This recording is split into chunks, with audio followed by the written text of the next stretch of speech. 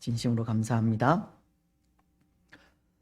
사랑하는 여러분, 오늘 우리는 태어날 때부터 하나님께 바쳐진 나실인이지만 똑같은 죄를 반복하여 지음으로 실패의 실패를 거듭하고 있는 삼손의 또 한 번의 실수이자 돌이킬 수 없는 이 실패의 모습을 생각하고자 하는데요. 오늘 말씀이 전하고 있는 삼손의 실패는 아마도 어릴 때부터 우리가 들어온 이 삼손의 이야기의 대부분인 이 들릴라와의 사랑 이야기로 인해서입니다.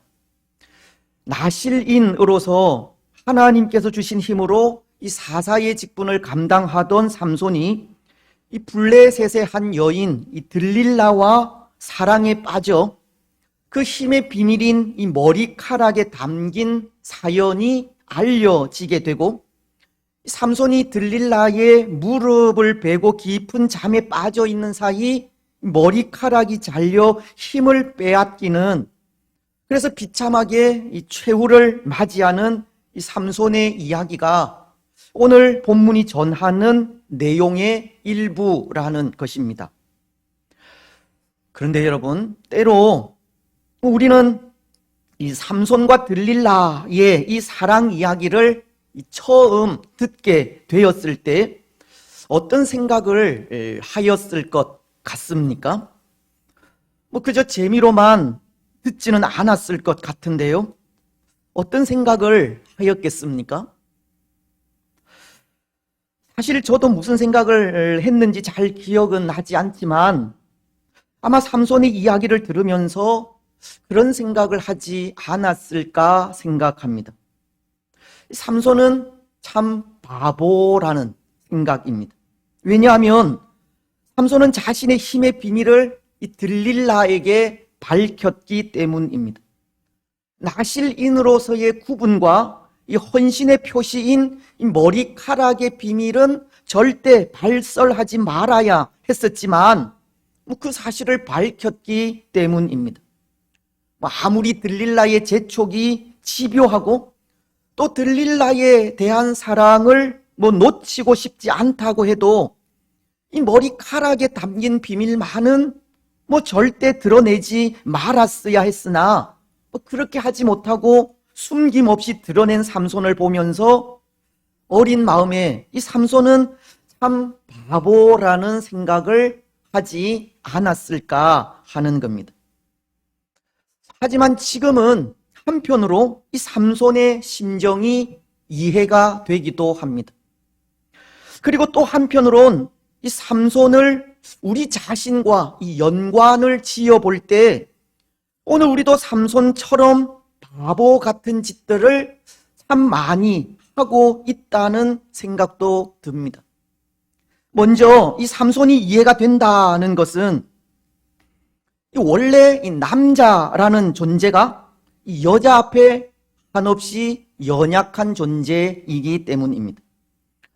때로 삼손도 나실인이요 사사이기는 하지만 그에 앞서 그도 남자라면 남자인데요, 그것도 이방 여인 앞에 한없이 작아지는 남자인데 들릴라가 작정하고 유혹할 때 어떻게 그 유혹에 넘어가지 않을 수 있겠습니까? 문제는 삼손이 나실인이요 사사로서 그에게 주어진 사명을 너무 쉽게 잊어버리고 유혹에 넘어간다는 것이 문제이지, 삼손도 남자로서 여자 앞에 한없이 연약한 존재라는 것을 생각하면 그런 면에서 이해가 된다는 것입니다.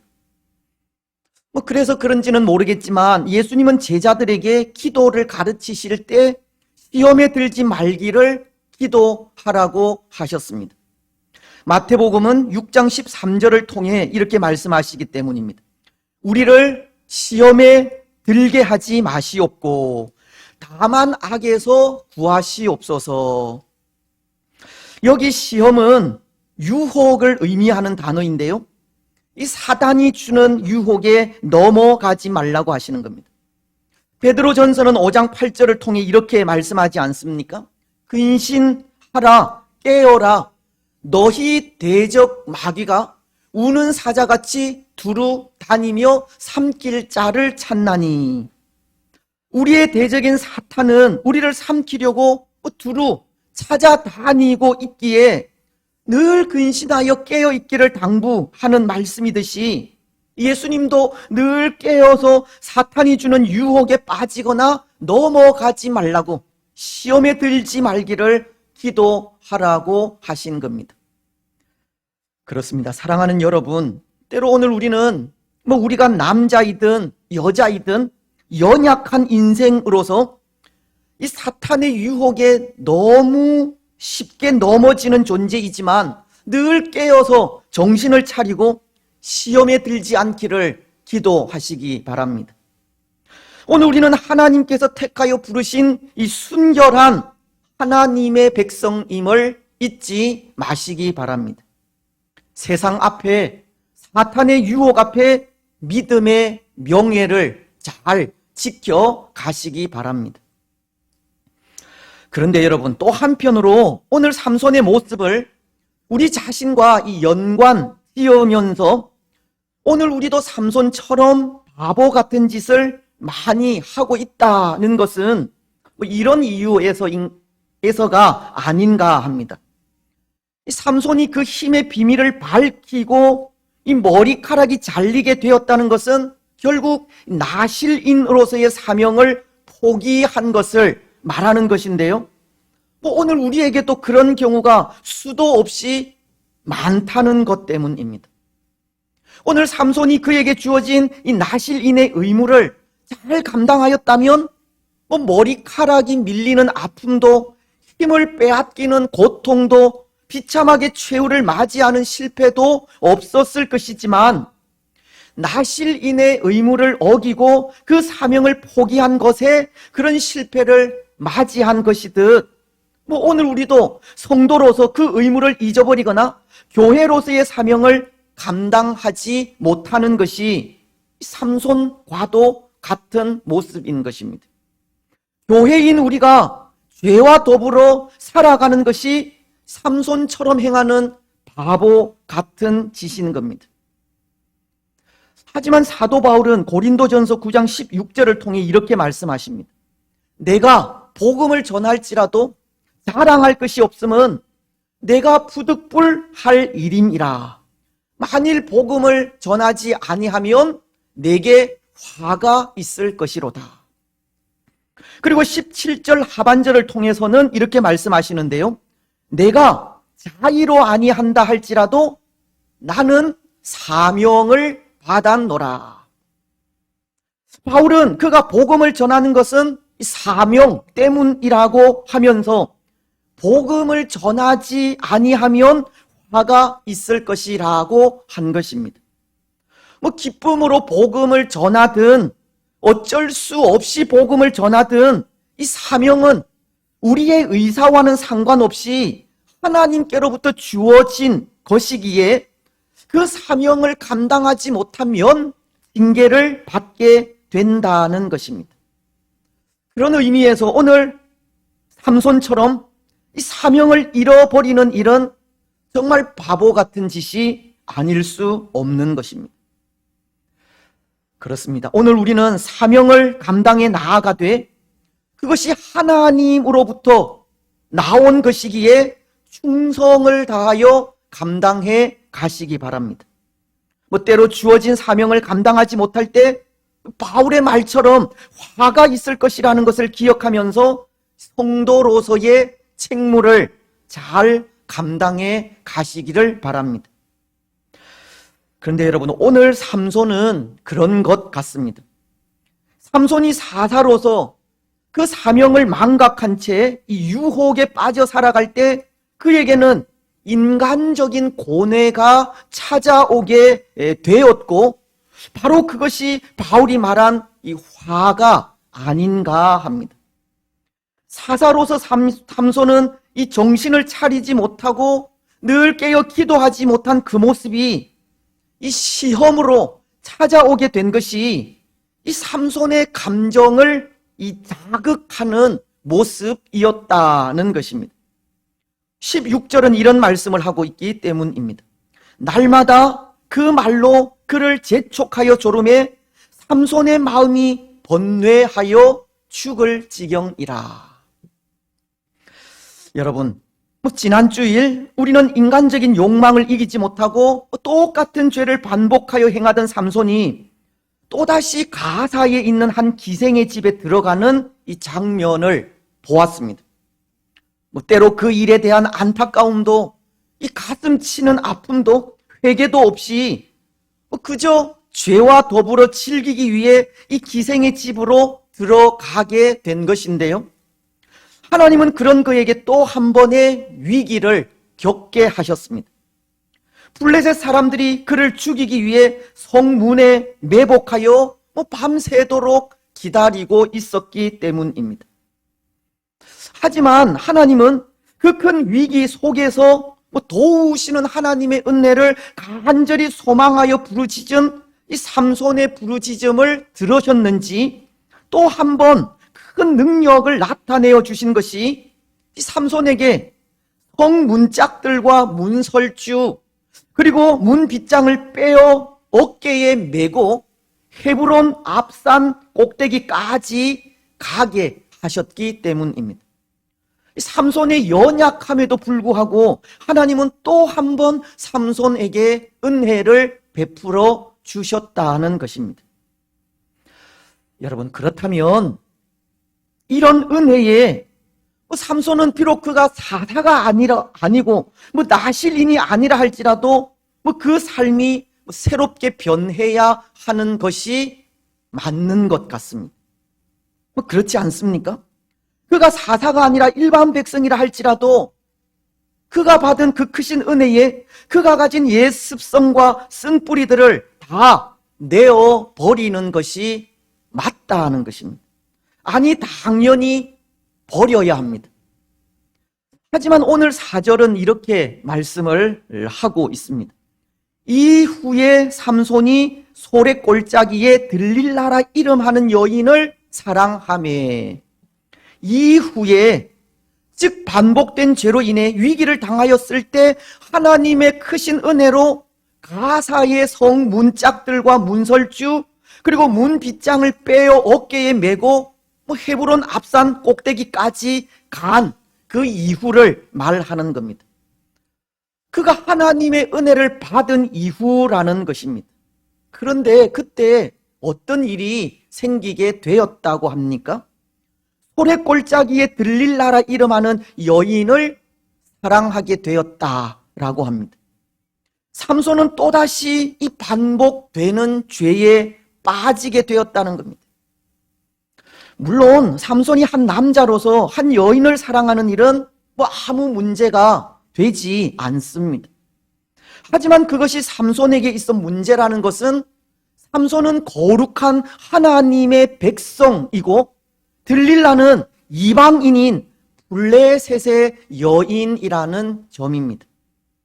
하나님은 하나님의 백성으로서의 순결함을 유지하기 위해 이방 여인과의 결혼을 금하셨다는 것 때문입니다. 그런데 삼손은 또다시 이방 여인인 들릴라를 사랑하게 된 것입니다. 이것은 지난 시간에도 말씀을 드렸지만 어쩔 수 없는 우리 인간의 부패함입니다. 우리 인생에게 구원의 은혜가 주어지고 또 심하다 때마다 주어지는 삶의 은혜가 있음에도 불구하고 또다시 하나님을 떠나 범죄하고 실패하게 되는 것이 이 부패한 인생의 어쩔 수 없는 모습 중에 하나라는 것입니다. 그런데 사실은 그렇습니다. 오늘 우리가 우리의 이런 부패함을 인정하지 않으면 구원의 길을 발견하지 못할 수 있습니다. 왜냐하면 우리 인생이 하나님 앞에 죄인됨을 고백하지 않는다면 구원자이신 예수님은 우리에게 필요가 없기 때문입니다. 마가복음은 2장 17절을 통해 이렇게 말씀을 하시는데요. 예수께서 들으시고 그들에게 이르시되 건강한 자에게는 의사가 쓸데없고 병든 자에게라야 쓸데있느니라. 나는 의인을 부르러 온 것이 아니요 죄인을 부르러 왔노라 하시니라. 병든 자에게 의사가 필요하듯 예수님은 죄인들을 위해 이 땅에 오셨고, 죄인을 위해 이 땅에 오신 예수님께 우리의 죄인됨을 고백하지 않는다면 예수님은 우리에게 필요가 없다는 겁니다. 오늘 우리의 부패하고 패역함을 인정하지 않고 고백하지 않는다면 우리는 영원토록 구원의 길을 발견하지 못할 수 있는 겁니다. 그래서 오늘 우리는 삼손을 통해 우리 인생은 어쩔 수 없는 죄인임을 인정하지 않을 수 없고, 그래서 우리에게는 참 구주이신 예수님이 필요하다는 사실을 고백하지 않을 수 없습니다. 여러분, 오늘 우리는 우리가 죄 앞에 어쩔 수 없는 인생임을 고백하시기 바랍니다. 부패하고 패역한 인생임을 고백하시기 바랍니다. 그리고 부패하고 패역한 인생이기에 구원자가 필요하다는 사실을 인정하면서 예수님을 참 구원자로 믿고 마음에 영접하시기 바랍니다. 그래서 요한복음 1장 12절이 가르치듯이 영접하는 자, 곧 그 이름을 믿는 자들에게는 하나님의 자녀가 되는 권세를 주셨으니, 예수님을 참된 구원자로 우리 마음에 영접하여 믿음으로 하나님의 자녀가 되는 권세를 받아 누리는 우리 모두가 되시기를 바랍니다. 그런데 여러분, 앞서 우리는 삼손이 사사로서의 사명을 망각한 채 유혹에 빠져 살아갈 때 그때 찾아온 인간적인 고뇌가 이 바울이 말한 화라는 것을 말씀을 드렸는데요. 이 삼손이 사사로서의 사명을 잃어버리고 살 때 찾아온 화와도 같은 징계가 인간적인 고뇌라는 것으로, 오늘 말씀은 그것이 그가 사랑한 이 들릴라를 통해서 오게 되는 것을 말씀하고 있습니다. 사실 지금까지는 성경이 이 삼손과 연관된 이 여인들을 말할 때 그 이름을 밝히지 않았습니다. 그저 딥나에 있는 블레셋 여인이나 가사의 기생이라고 부르면서 그 이름을 밝히지 않았다는 겁니다. 하지만 오늘 말씀은 삼손이 사랑한 여인에 대해 이 소렉 골짜기에 들릴라라 이름하는 여인이라고 그 이름을 밝히고 있는 것인데요. 때로 이 일이 다른 때와는 다르지 않습니까? 물론 고대 사회는 남성 위주의 사회이기에 아주 특별한 경우가 아니면 여인의 이름을 밝히지 않는 습관 때문에 그런 것 같기도 합니다.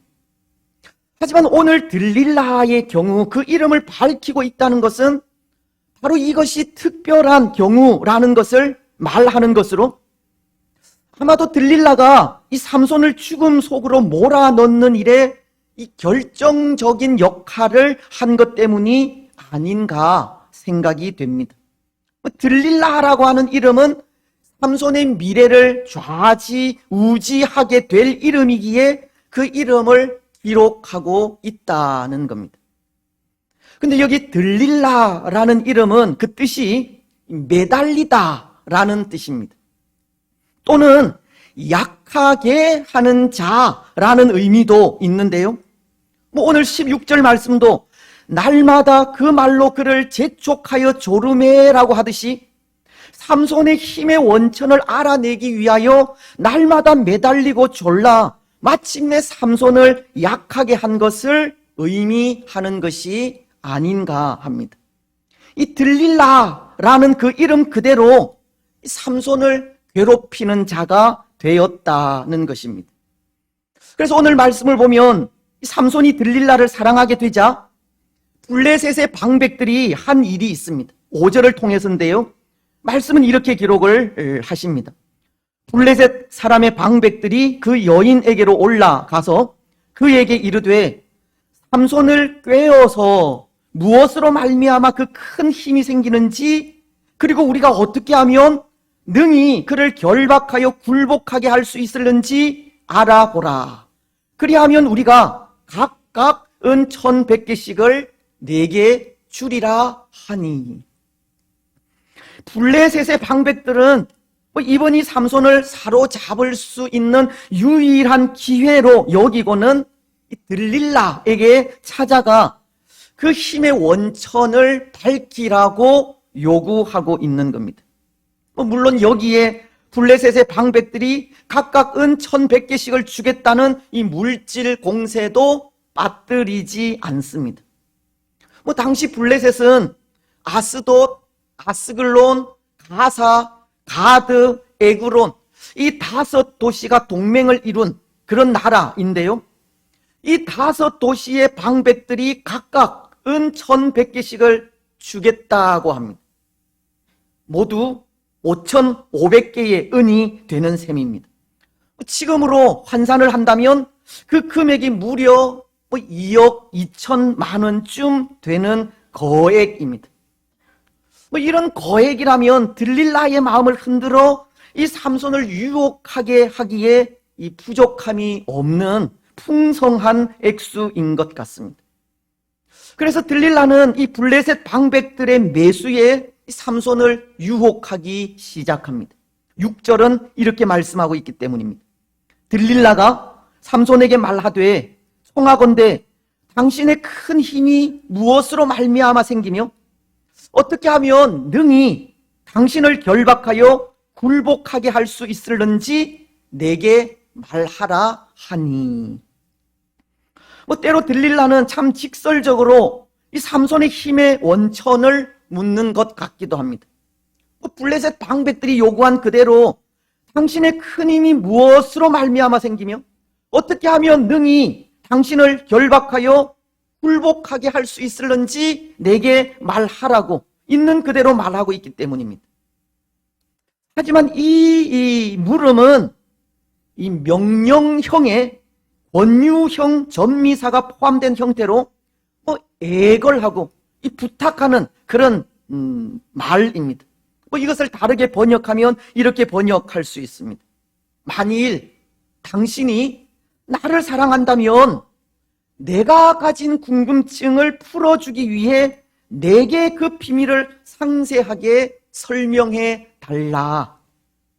즉 이 말은 삼손의 힘의 비밀이 블레셋 사람들과는 관계없이 자신의 궁금증임을 말하면서 그 궁금증을 어떻게 좀 해결해 달라고 하는 이 교활한 질문을 하고 있는 겁니다.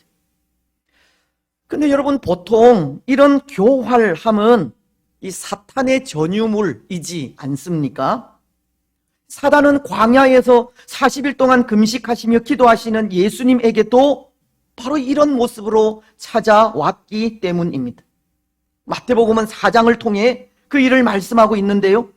그때 사탄은 3가지로 예수님을 유혹하였습니다.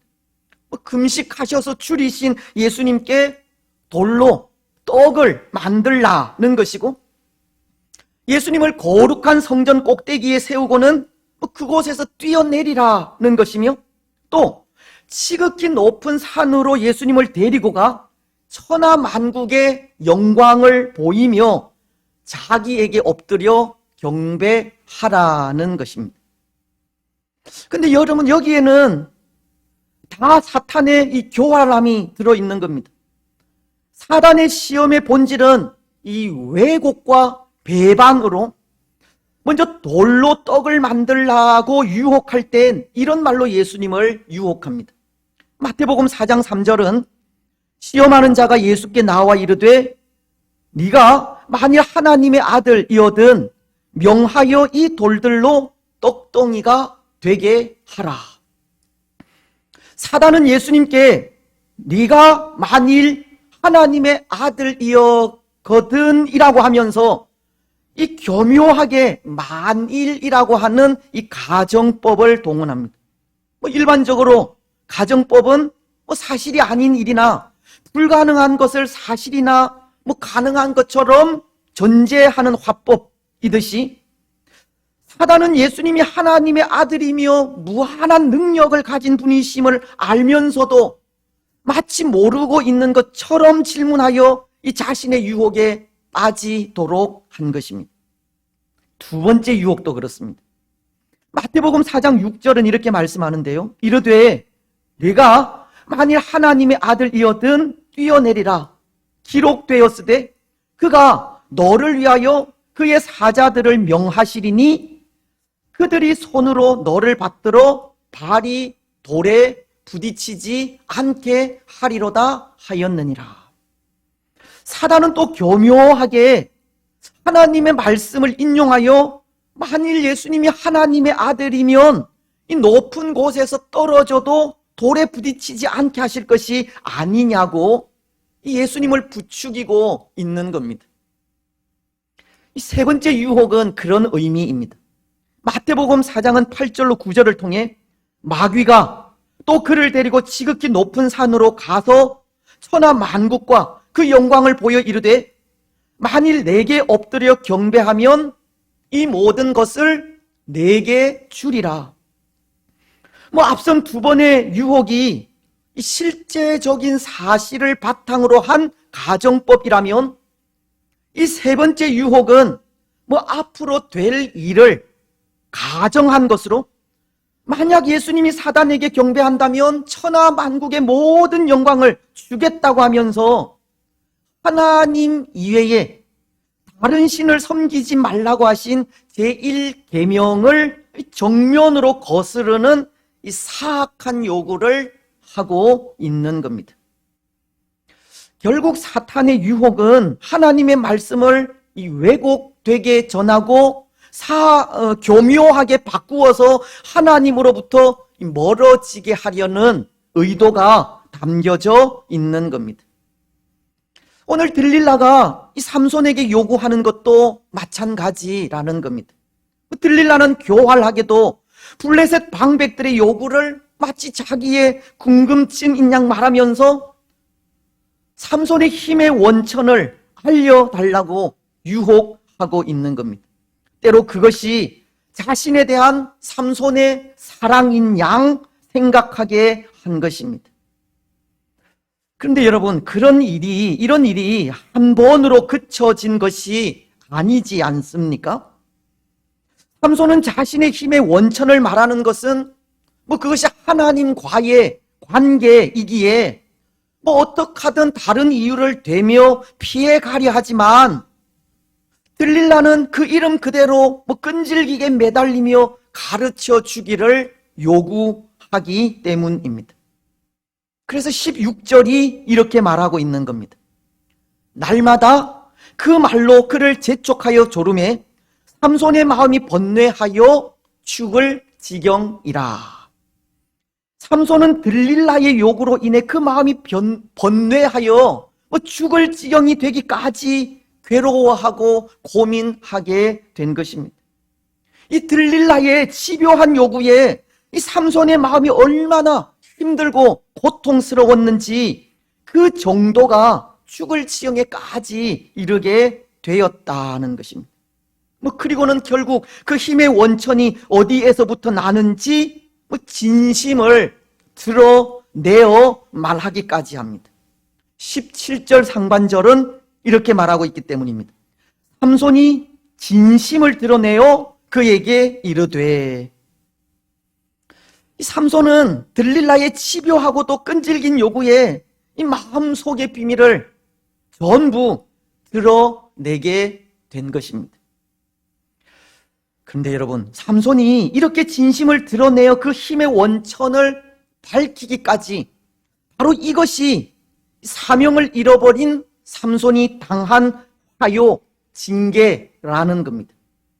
하나님 주신 사명을 잃어버리고 사명대로 살지 않는 자는 화를 당하게 되고, 삼손은 사명을 잃은 자로서 들릴라로 인해 그의 진심을 드러내기까지 당한 그 고통과 고뇌가 그에게 주어진 화요, 징계라는 겁니다. 사사로서 그 직분을 감당하지 못한 삼손에게 하나님께서 내리신 징계가 고뇌라는 것입니다.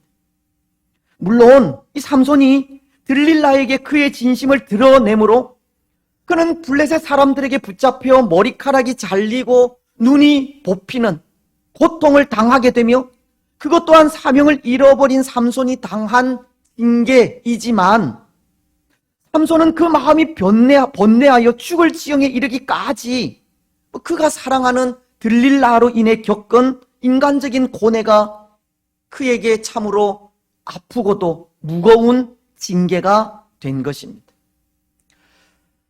그렇습니다. 사랑하는 여러분, 직분을 소홀히 하거나 그 주신 사명에 따라 살지 않으면 하나님은 어떤 경로를 통해서든 우리를 책망하시고 징계하십니다. 직분에 합당하게 살지 않으면 그것을 빼앗아 가기도 하시는 겁니다. 이스라엘의 초대 왕인 사울이 그러하지 않습니까? 사무엘상 15장 11절은 내가 사울을 왕으로 세운 것을 후회하노니 그가 돌이켜서 나를 따르지 아니하며 내 명령을 행하지 아니하였음이니라 하신지라. 사무엘이 근심하여 온 밤을 여호와께 부르짖으니라. 그리고 16장 1절은 이렇게 말씀하십니다. 여호와께서 사무엘에게 이르시되 내가 이미 사울을 버려 이스라엘의 왕이 되지 못하게 하였거늘 네가 그를 위하여 언제까지 슬퍼하겠느냐. 하나님은 하나님과 맺은 언약을 파기하고 그 사명에 따라 살지 못한 사울을 향해 왕으로 세우신 것을 후회하신다고 하시며 그를 버려 이스라엘의 왕이 되지 못하게 하셨다고 하시듯 오늘 우리가 하나님 앞에서 서약하고 받은 직분을 소홀히 할 때 그런 우리를 향하신 하나님의 마음도 그런 마음이 아닐까 하는 겁니다. 여러분, 그렇다면 오늘 우리는 어떻게 우리의 사명을 감당해 가야 하겠습니까? 고린도전서는 4장 1절로 2절을 통해 이렇게 말씀하십니다. 사람이 마땅히 우리를 그리스도의 일꾼이요 하나님의 비밀을 맡은 자로 여길지니라. 그리고 맡은 자들에게 구할 것은 충성이니라. 오늘 우리는 성도로서 또 직분자로서 그 주신 사명에 충성하며 나아가야 합니다.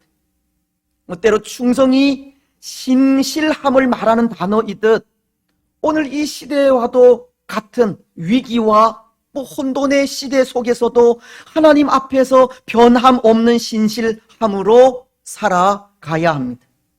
우리 믿음의 자리 굳건하게 잘 지키며 나아가야 합니다. 사명자로서 다시금 사명에 따르는 삶을 살아가야 합니다.